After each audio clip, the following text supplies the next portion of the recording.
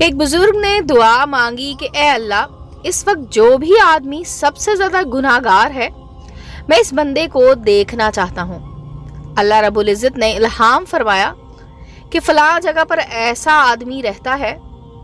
وہاں پہنچے تو دیکھا کہ ایک نوجوان اپنی نوجوانی کے کاموں میں مست بیٹھا ہے، نہ سورج نکلنے کی پرواہ ہے تو نہ ڈوبنے کی، ایک بار بھی اللہ تعالیٰ کی طرف متوجہ نہیں ہوتا، گناہوں پر گناہ کر رہا ہے۔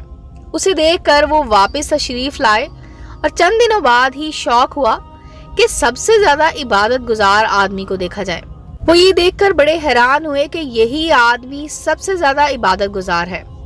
بڑے حیران ہوئے اور عرض کیا، اے اللہ، یہ کیا معاملہ ہے؟ سب سے گناہگار بھی ہے اور نیکوکار بھی یہی شخص ہے۔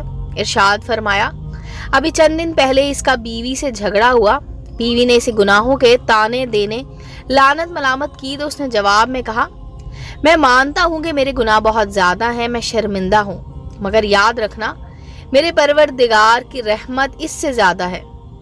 ہمیں اس کا حسن و ظن بہت پسند آیا تو ہم نے اس کے گناہوں کو نیکیوں میں بدل دیا۔ امید ہے دوستو سٹوری اچھی لگی ہوگی۔ چینل کو لائک اور سبسکرائب کریں اور بیل آئیکن کا بٹن دبانا مت بھولیں تاکہ ہر نئے آنے والی سٹوری کا نوٹیفیکیشن آپ کو مل سکے۔ ملتے ہیں اگلی سٹوری کے ساتھ۔